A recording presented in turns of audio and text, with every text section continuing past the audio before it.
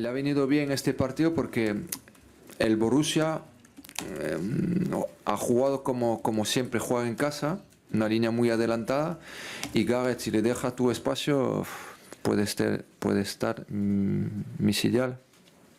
Sí. Misidial, ¿se dice o no? No, no se dice. Entonces puede ser muy bueno, que es más fácil. Misidial, ¿no? No se dice. Bueno, es italiano a lo mejor. Misidial. ¿En español? Letal. Letal, eso es, letal. Ya está. Vale.